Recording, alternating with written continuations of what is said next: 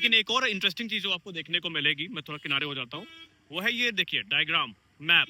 Road का map भी दिया गया है कि किधर जाने पर आपको क्या देखने को देखिए। तो इमरजेंसी से निपटने के लिए आपको महाकुंभ का हॉस्पिटल याद होगा, जहां पर सारी इमरजेंसी सुविधाएं उपलब्ध करवाई गई थी। वही चीज आपको इस अस्पताल में भी देखने को मिलेगी। अभी मैं आ गया हूँ बिल्कुल हनुमान मंदिर कॉरिडोर के बिल्कुल सामने, और आप देख सकते हैं कि आज हनुमान मंदिर को एकदम दुल्हन की तरह सजाया गया है। टून पुल नंबर 4, और आप स्थिति देख सकते हैं कि अभी माघ मेला शुरू भी नहीं हुआ है, और श्रद्धालुओं की संख्या का आप आकलन यहीं से कर सकते हैं। एक नए ब्लॉग में आपका स्वागत है। लास्ट ब्लॉग में हम लोगों ने आपको दिखाया कि कैसे आप फ्री में यहाँ पर रात बिता सकते हैं माघ मेला में, और आज आने में थोड़ी शाम हुई है। आई डोंट नो कि क्वालिटी सही आ रही है या नहीं, लेकिन अगर हम लेटेस्ट डेवलपमेंट की बात करें तो अच्छी खबर ये है कि जितने भी सेक्टर हैं वहाँ पर जो स्नान घाट है वो तैयार कर दिए गए हैं।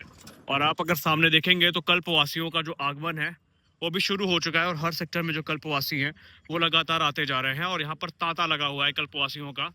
और अब क्या ही बोले, ये एक अच्छी अनुभूति है कि समस्याओं को लेकर जो ढिंढोरा पीटा जा रहा था, फाइनली उससे हमें निजात मिली है। तो अभी हम लोग आ चुके हैं नाग वासुकी मंदिर के पास। जैसा कि आप देख सकते हैं कि आज भीड़ काफी ज्यादा है नाग वासुकी मंदिर पे, और क्योंकि इस साल का पहला दिन है तो सब कोई भोलेनाथ का आशीर्वाद लेने और वासुकी जी का आशीर्वाद लेने के लिए आया है। लेकिन एक इंटरेस्टिंग डेवलपमेंट जो हमें यहाँ पर देखने को मिला है बिल्कुल सामने, वहाँ पर आप देख सकते हैं कि उत्तर प्रदेश टूरिज्म की तरफ से पर्यटन सूचना केंद्र का एक इंफॉर्मेशन सेंटर बनाया गया है, जहाँ पर टूरिज्म से रिलेटेड जितनी भी इंफॉर्मेशन है, अनुमान है कि मेला से संबंधित भी जो क्रिटिकल इन्फॉर्मेशन है आपको सामने ही देखने को मिल जाएगी। लोकेशन बता दूं, ये है बक्सी बांधवाई रोड, जो कि सीधा नाग वासुकी मंदिर पे आके जुड़ती है, और सामने ही जो मेला क्षेत्र है वो हमें देखने को मिल जाता है। और उसी के सामने आपको जो पर्यटन सूचना केंद्र है वो भी देखने को यहाँ पर मिल जाता है, जो कि एक अच्छा इनिशिएटिव है। और वो लोग जो काफी यहाँ के लिए नए हैं उनको ये रास्ता दिखाएगा। और अब इन्फॉर्मेशन काफी क्रिटिकल है, तो अगर आप आ रहे हैं और आपको ज्यादा जानकारी नहीं है इस क्षेत्र के बारे में, तो पर्यटन सूचना केंद्र आपकी यहाँ पर मदद करने के लिए तत्पर है। तो साल के पहले दिन को सेलिब्रेट करने के लिए कुछ लोग जा रहे हैं बड़े हनुमान मंदिर, तो कुछ लोगों ने नाग वासुकी मंदिर का दर्शन करने का निश्चय किया है। और आज आप देख सकते हैं कि नाग वासुकी मंदिर में जो भीड़ है वो काफी ज्यादा है, और ये रेगुलर भीड़ नहीं है। यहाँ पर जो अभी पर्यटक आ रहे हैं महाकुंभ को देखने के लिए, सॉरी माघ मेला को देखने के लिए, वो तो आ ही रहे हैं, लेकिन लोगों ने अपना जो नव वर्ष है वो नाग वासुकी जी के दर्शन के साथ शुरू करने का निश्चय किया है, जो कि काफी अच्छी बात है। और ये भीड़ काफी ज्यादा है आज यहाँ पर हर मंदिर में। अभी हम कर रहे हैं सेक्टर नंबर 5 पे, जहाँ पर लगातार जो कल्पवासी हैं उनका आगमन शुरू है। आप जहाँ तक देख पाएंगे आपको सिर्फ कल्पवासियों की जो गाड़ियां हैं वही देखने को मिलेंगी, और लाखों की संख्या में जो कल्पवासी हैं वो अलग अलग सेक्टर में पहुंच रहे हैं। आप देख सकते हैं कि ये दृश्य सेक्टर नंबर 5 के है, और पॉन्टून पुल नंबर 5 जो है इसको आने के लिए नियत किया गया है। पॉन्टून पुल नंबर 4 जो है, यानी इसके पीछे वाला जो पॉन्टून पुल है, उसको जाने के लिए नियत किया गया है, ताकि किसी प्रकार का जो पोटेंशियल केओस है वो उस स्थिति से निपटा जा सके। और पुलिस वाले यहाँ पर पूरी तरीके से तैनात हैं। आप देख सकते हैं कि यहाँ पर वन वे ट्रैफिक है, कोई दिक्कत ना हो इसके लिए, कल्पवासियों को कोई दिक्कत ना हो, आने जाने वालों को कोई दिक्कत ना हो, इसके लिए जो पुल नंबर 5 है इसको नियत किया गया है। इसके उल्टा जो पुल नंबर 4 है वहां से जाने के लिए जो रास्ता है वो दिया गया है। और मैंने पहले भी कहा था कि नंबरिंग हो जाने का बेनिफिट ये है ना कि आदमी को पता है कि आना कहाँ से है और जाना कहाँ से है। सामने स्वतंत्र मठ का कैंप है, और उसके आगे बहुतेरे जो कैंप है वो लगे हुए हैं, जहाँ पर लाखों कल्पवासी जो है वो आना शुरू कर चुके हैं। तो आप देख सकते हैं लगातार लगातार यहाँ पर जो कल्पवासियों की गाड़ियां हैं वो आ रही हैं। और ये वो दृश्य है जो हमने महाकुंभ के दौरान मिस किया था। आप देख सकते हैं यहाँ पर जो कल्पवासियों की गाड़ियां हैं ये लगातार आ रही हैं, और अब आए भी क्यों ना, क्योंकि आज है साल का पहला दिन, यानी 1 जनवरी, और 3 तारीख से मेले की शुरुआत होनी है। यानी अब मेले की शुरुआत में सिर्फ 2 दिन बचे हैं, और प्रशासन भी लगा हुआ है। यहाँ पर सेक्टर नंबर 5 में जो घाट है वो तैयार कर दिए गए स्नान के, और रुकने के लिए मैंने आपको जो शयन स्थल बताया था, विश्राम स्थल बताया था, वो एक ही नहीं है, बल्कि एक जो शयन स्थल है वो आपको मेला क्षेत्र में ही देखने को मिलेगा। और कल्पवासी क्योंकि बहुत ज़्यादा आ रहे हैं और रहने वाले काफ़ी ज़्यादा आ रहे हैं, तो इन टेंट्स में भी रहने की व्यवस्था है। बस फ़र्क इतना है कि आपसे कुछ पैसे वहाँ पर चार्ज किए जाएंगे, और उन पैसों को अदा करने के बाद आप वहाँ पर रुक सकते हैं। प्राइस के बारे में मैंने आपको पहले बताया कि अगर आप एक कैंप लेते हैं 1 महीने के लिए तो 2500 से 25,000 तक पे करना पड़ सकता है। वही अगर आप शयन स्थलों की बात करें तो वहाँ पर आप फ्री ऑफ कॉस्ट जाके रुक सकते हैं। अभी मैं आ चुका हूँ उसी जगह पर जहाँ से मैंने इस पूरी रिपोर्टिंग की शुरुआत करी थी, यानी स्वतंत्र मठ के कैंप पर। और महाराज जी ने भी उस इंटरव्यू वीडियो में कहा था कि आने वाले समय में बड़ी संख्या में जो कल्पवासी हैं वो पहुंचेंगे। कुछ असुविधाएं थी जो कि अब यहाँ पर दूर की जा चुकी हैं। प्रशासन भी लगा ही हुआ है समस्याओं का निदान करने में। और आप देख सकते हैं कि वो कैंप जो किसी समय खाली रहते थे, आज हर जगह जो कल्पवासी हैं उनका आगमन हो चुका है और 1 महीने तक ये जो भूमि है, माघ भूमि, यहाँ पर कल्पवासी कल्पवास करेंगे। तो एक अपडेट जो मैंने दी थी वो अपडेट थी 31 दिसंबर की, कि 31 दिसंबर को इसी मठ में, इसी कैंप में जो शिवलिंग है उसकी प्राण प्रतिष्ठा का कार्यक्रम आयोजित किया जाएगा। तो दुर्भाग्यवश कल हम नहीं आ पाए, लेकिन जो प्राण प्रतिष्ठा का कार्यक्रम है ये ऑलरेडी पूरा किया जा चुका है, जहां पर आप भोलेनाथ की जो दिव्य मूर्ति है उसको देख सकते हैं। कल इनका जो प्राण प्रतिष्ठा है वो कर दी गई है। कुछ वीडियोस अगर आएंगी तो मैं उसको लगा दूंगा। और ये महाराज जी है जिन्होंने उस प्रोग्राम को पूरा करवाया। और आप देख सकते हैं कि जो कल्पवासी है वो लगातार आते जा रहे हैं, सामान जो है वो उतारे जा रहे हैं। और अब पूरे तकरीबन 14 फरवरी तक आपको ये जो पूरा का पूरा प्रोग्राम है वो देखने को मिलेगा। जैसा मैंने आपसे कहा था कि दुकानों का आवंटन यहाँ पे हाल ही में पूरा हो चुका है। तो आप देख सकते हैं यहाँ पे गोलगप्पे की दुकान है और सामने जो श्रृंगार की दुकान है ये भी खुलनी शुरू हो गई है। और वहाँ पर स्वीट कॉर्न आपको देखने को मिल जाएगा। यानी हर सेक्टर में आपको इस प्रकार के डेवलपमेंट देखने को मिलेंगे ताकि जो श्रद्धालु आ रहे हैं उन्हें किसी प्रकार की दिक्कत ना हो। और ये सेक्टर काफी बड़ा है, जो कि आप देख सकते हैं, तो सिर्फ एक हिस्सा है, इसके दूसरी तरफ भी वो सेक्टर है। अब रात हो रही है तो उधर हम नहीं जाएंगे, लेकिन कल हम आपको पूरा सेक्टर घुमाएंगे और आपको दिखाएंगे कि हर सेक्टर में क्या क्या चीजें घूमने लायक है और कहाँ कहाँ आप लोग घूम सकते हैं। तो हर सेक्टर में कुछ ना कुछ खास है। महाकुंभ के तर्ज पे ही तैयारी चल रही है कि श्रद्धालुओं को कोई दिक्कत ना हो। और लोगों को एक दिक्कत ये रहती है ना कि अगर हम किसी पिछले सेक्टर में गए तो हमें समस्या हो सकती है खाने पीने की। ऐसा कुछ भी नहीं है, हर सेक्टर में दुकानें जो है, आप मेरे पीछे स्वीट कॉर्न की दुकान देख सकते हैं, उधर जो है गोलगप्पे की दुकान लगी है। और उसके अलावा बहुतेरे जो अभी भंडारे हैं वो शुरू हो जाएंगे। कुछ तो सेक्टर नंबर 2 और 1 की तरफ शुरू भी हो चुके हैं और ये व्यवस्थाएं आपको देखने को मिलेंगी। एक और सवाल बहुत सारे लोग ये पूछ रहे हैं कि क्या हम अपने निजी टेंट लेकर लगा सकते हैं। देखिए, अगर आप एक ट्रैवलर हैं और आप 1-2 दिन के लिए रुकना चाहते हैं तो आपको किसी परमिशन की जरूरत नहीं है। आप टेंट लाइए, लगाइए, घूमिए और चले जाइए। लेकिन अगर आप मेला प्राधिकरण से उम्मीद रखते हैं टेंट की, तो उसके लिए जो एक शुल्क है वो आपको अदा करनी पड़ेगी और उसके बाद ही आप टेंट लगा पाएंगे। तो ये नियम है जिसके अनुरूप आपको चलना पड़ेगा। अगर आप अपना खुद का टेंट ला रहे हैं तो उसके लिए कोई चार्ज नहीं है, लेकिन अगर प्राधिकरण से जा रहे हैं तो 3,000 से लेकर 25,000 तक इसकी जो शुल्क है वो आप अदा करने के बाद यहाँ पर रुक सकते हैं। हाँ तो भैया, अयोध्या एक ऐसा धाम है जहां पर अगर आप घूमने गए हैं तो आपको स्वीट कॉर्न तो वहां पे बहुत देखने को मिलता है, लेकिन प्रयागराज वालों का दुखड़ा ये होता है कि हमें स्वीट कॉर्न या तो मेला में देखने को मिलता है या माघ मेला में।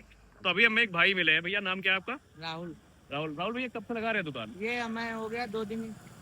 अच्छा देखिए, हम वायरल कंटेंट नहीं चाहते, ईमानदारी से बात बताना, लगभग कितनी कमाई कर लेते हो आप? अभी तो मेला चालू होने में मेला टाइम हो, तो इसलिए अभी तो ये खर्चा बस थोड़ा बहुत निकल आता है हमारा।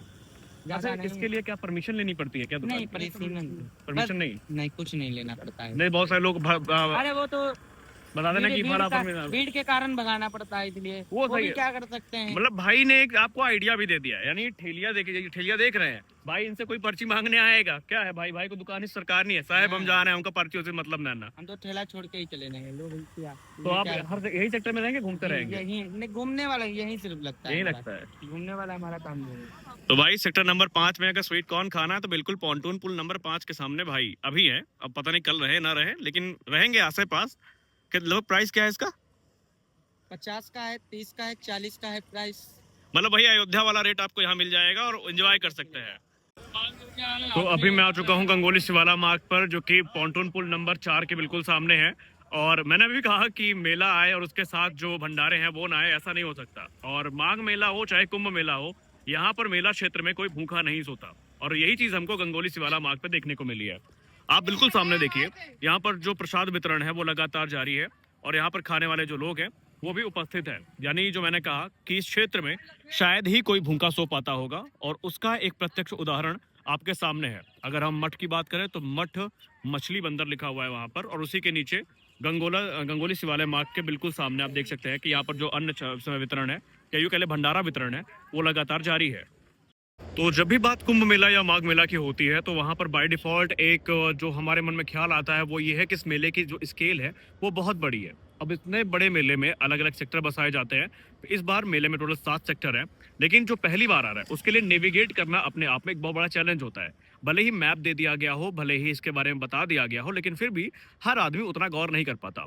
और महाकुंभ में ऐसी कुछ गलतियां हम लोगों ने नोटिस करी थी, लेकिन इस बार काबिल तारीफ है प्रशासन का प्रयास कि इन्होंने जितने भी मार्ग हैं, जितने भी चक्कर प्लेट वाले मार्ग हैं, वहाँ हर जगह कुछ कुछ दूरी पर इन्होंने इस प्रकार का जो ये नाम है या इस प्रकार का जो बोर्ड है वो लगाया है, जहां पर आने वाले यात्रियों को पता है कि वो किस मार्ग से आ रहे हैं और उनको जहां पर जाना है उस मार्ग की दूरी कितनी है, दिशा क्या है, वो सब कुछ इस प्रकार के बोर्ड में लगा है। आप यहाँ पर देख सकते हैं, एक बिल्कुल इससे आगे आप ये इस प्रकार का जो बोर्ड है वो देख पा रहे होंगे। और ये एक इनिशिएटिव है क्योंकि महाकुंभ के दौरान कई लोगों को नेविगेट करने में प्रॉब्लम हुई थी और उसी समस्या का समाधान इस बार प्रशासन ने ऑलरेडी कर रखा है। अब अगर लोकेशन की बात करूं तो इससे थोड़े आगे अगर आप लेफ्ट साइड में चले जाएंगे तो आपको जो देवराहा बाबा आश्रम है वो देखने को मिलेगा, जहां पर एक अखंड ज्योति जो 13 साल से जल रही है वो आपको देखने को मिलेगी। और ऊपर आपको ये जो पुल है वो देखने को मिलेगा, रेलवे ब्रिज, और उसके बिल्कुल पीछे आपको शास्त्री ब्रिज देखने को मिलेगा। आइए, रात में तो ज़्यादा मैं एक्सप्लोर नहीं कर पाऊंगा, लेकिन कोशिश करता हूँ अब मेन सेक्टर में जाने की, जहाँ पर आपको अस्पताल और जो जन आश्रय स्थल है वो देखने को मिलेगा। और देखते हैं कि ये जो दूसरा जन आश्रय स्थल है इसकी क्या स्थिति है। अभी मैं खड़ा हूँ पॉन्टून पुल नंबर 4 में, जहाँ पर आप देख सकते हैं कि जो आवागमन है वो तो चालू है, लेकिन एक इंपॉर्टेंट चीज़ जो है कि पॉन्टून पुल नंबर 4 के सामने वाला जो घाट है वो एक्टिव है और वहाँ पर स्नान का कार्य भी शुरू हो चुका है। तो लगभग सारे घाट जो है उनको बना दिया गया है। हालांकि हम बहुत देर इस पॉन्टून पुल पे रुक नहीं सकते, लेकिन आपको दिखाने की कोशिश करेंगे कि पहली बात तो ये गंगा जी की धारा काफी कम हो चुकी है और वहां पर जो स्नान घाट है वो चालू है। लेकिन जो घाट चालू नहीं है उनको वहां पर आप देख सकते हैं कि जेसीबी की सहायता से चालू किया जाने का प्रयास किया जा रहा है। और पूरे आपको इलाके में जो माघ मेला का लोगो है वो भी देखने को मिल जाएगा। तो ये है पॉन्टून पुल नंबर 4 और आप स्थिति देख सकते हैं कि अभी माघ मेला शुरू भी नहीं हुआ है और श्रद्धालुओं की संख्या का आप आकलन यहीं से कर सकते हैं। माफ कीजिएगा, जमान लड़खड़ा रही है थोड़ी क्योंकि ठंडी काफी ज्यादा है।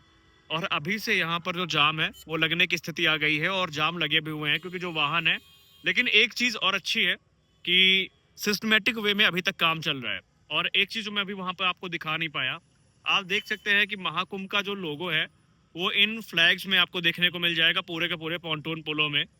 तो फिलहाल प्रशासन के लिए चैलेंज यही है, ये है दारागंज वाली रोड। और उसका कारण एक जाम लगने का ये है ना कि ट्रैफिक दोनों तरफ से एक्टिव है। इधर से ये नागवासुकी वाली रोड है और उधर से आदमी दशाश्वमेध घाट होते हुए संगम वाली रोड पकड़ के नागवासुकी आ रहा है।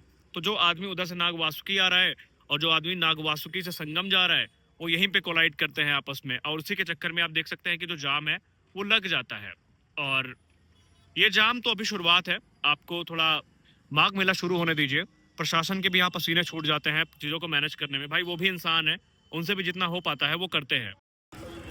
एक चीज़ के लिए माफ़ी चाहूँगा, अभी मैंने वहाँ पे वीडियो बनाते हुए ये कह दिया कि प्रशासन के पसीने छूट रहे हैं जाम को छुड़ाने में। मेरी गलती थी, मैंने एक न्यूज़ पे गौर नहीं किया। दरअसल आज है तारीख 1 जनवरी, आप जब ये व्लॉग देख रहे हैं हो सकता है ये 2 या 3 तारीख हो, लेकिन आज एक प्रशासन से ये आदेश आया है कि जो संगम क्षेत्र है वहां पर भारी वाहनों का जो प्रवेश है, even e rickshaw, taxi, tempo, car, सब कुछ प्रतिबंधित है क्योंकि भीड़ काफी ज्यादा है। और उसी के चलते यहाँ पर जो बैरिकेटिंग है पुलिस ने वो लगा रखी है। और जो क्योंकि अभी जो वाहन है भारी वो प्रवेश नहीं कर सकते, तो इसके चक्कर में अब कुछ वाहन है जिनको शायद परमिशन मिल रही है, हो सकता है, अब मुझे नहीं पता ये क्यों हो रहा है, लेकिन यहाँ पर आमतौर पर देखा जाए तो भारी वाहनों का जो प्रवेश है प्रतिबंधित है, जिसके चलते जो जाम की स्थिति है वो बन रही है और इनको डाइवर्ट करके दारागंज साइड से वापस किया जा रहा है, जैसा कि आप देख सकते हैं। अभी बज रहे हैं शाम के तकरीबन 6:30 और ये प्रवेश द्वार आपको याद होगा, मैंने अपने ब्लॉग में इसको कवर किया था और इसमें हाल ही में कल या परसों आग लगने की एक छोटी घटना हमें देखने को मिली थी। गनीमत ये रही कि फायर स्टेशन बिल्कुल सामने है इसके पीछे और ये आग में कंट्रोल पा लिया गया। मार्ग की बात करें तो ये आपका काली मार्ग सीधा चला जाता है, सीधा काली मार्ग है और यही संगम वापसी मार्ग भी है, यहाँ पर आपको देखने को मिल जाता है। अभी यहाँ पर काम चालू है, 100% ये कंप्लीट नहीं हुआ है, लेकिन इसके सामने जो चीज़ है वो काफ़ी इंटरेस्टिंग है, वो आपको देखने को मिला है त्रिवेणी चिकित्सालय। चलते हैं, देखते हैं वहाँ पर व्यवस्था कैसे है। अगर वीडियो बनाने का अनुमति होगा तो हम वीडियो बनाएंगे और आपको वहाँ के बारे में जो डिटेल है वो दिखाएंगे। तो अभी हम लोग हैं त्रिवेणी चिकित्सालय के बिल्कुल अंदर। अब ज़्यादा तेज बोल नहीं सकता क्योंकि भाई हर जगह की अपनी एक प्रोटोकॉल होती है, लेकिन यहाँ पर आप देखेंगे तो इमरजेंसी से निपटने के लिए आपको महाकुंभ का हॉस्पिटल याद होगा, जहाँ पर सारी इमरजेंसी सुविधाएं उपलब्ध करवाई गई थी। वही चीज़ आपको इस अस्पताल में भी देखने को मिलेगी, जहाँ पर आपातकालीन जितने भी सुविधाएं हो सकती है, जैसे यहाँ पर आप देख सकते हैं अलग अलग कक्ष बनाए गए हैं। ईसीजी कक्ष है, नेत्र परीक्षण कक्ष है, इसके अलावा बाह्य रोगी विभाग यानी ओपीडी जो है वो यहाँ पर रखी गई है और जो अलग अलग जो कक्ष हैं वो बनाए गए हैं। और ऑलरेडी ये हॉस्पिटल ऑपरेशनल हो चुका है, सेमी ऑपरेशनल है, फुली ऑपरेशनल नहीं है। और अंदर जो आपातकालीन द्वार है वो बनाया गया है, यानी ये अस्पताल अब ऑपरेशनल है। तो महाकुंभ में हम सब ने देखा था कि 100 बेड हॉस्पिटल बनाया गया था, ये 100 बेड तो नहीं है, ये 20 बेड का अस्पताल है जहां पर सारी इमरजेंसी सुविधाएं आपको देखने को मिलेंगी। और अगर मीडिया रिपोर्ट्स पे भरोसा करें तो इस प्रकार के हमें 2 अस्पताल देखने को मिलेंगे। पहला अस्पताल आपको काली मार्ग के सामने, या आप ये ढलान जो है दारागंज वाली, यहाँ पर आपको देखने को मिल जाएगा, जहाँ पर आप देख सकते हैं कि पंजीकरण काउंटर भी यहाँ पर एक बनाया गया है।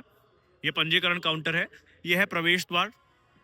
0.5 पे करता हूँ, शायद क्वालिटी खराब ना हो जाए। तो ये है त्रिवेणी चिकित्सालय का प्रवेश द्वार, जहाँ पर हर इमरजेंसी सुविधा आपको मुहैया करवाई जाएगी। और सामने आपको जो दवा वितरण कक्ष है वो देखने को मिलेगा, यानी जो भी डॉक्टर प्रिस्क्रिप्शन देंगे दवा का, वो दवा भी आपको यहाँ से मिलेगी। और लोकेशन की बात कर रहे हैं तो लोकेशन एकदम प्रवेश द्वार आप देख पा रहे होंगे सामने। तो ये रहा आपके सामने प्रवेश द्वार, जो कि बनाया जा रहा है माघ मेला के लिए, काली मार्ग के बिल्कुल सामने। और उसी के सामने आपको ये जो अस्पताल है त्रिवेणी चिकित्सालय, ये देखने को मिलेगा।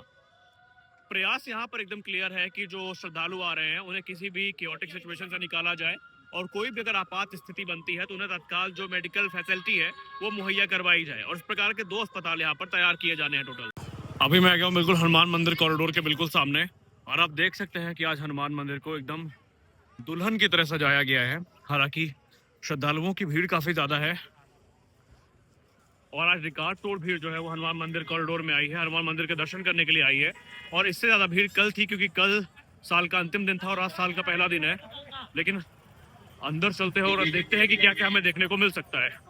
तो ये है हनुमान जी मंदिर का बिल्कुल सामने का एंट्रेंस, और आप देख सकते हैं कि आज किस लेवल की भीड़ है।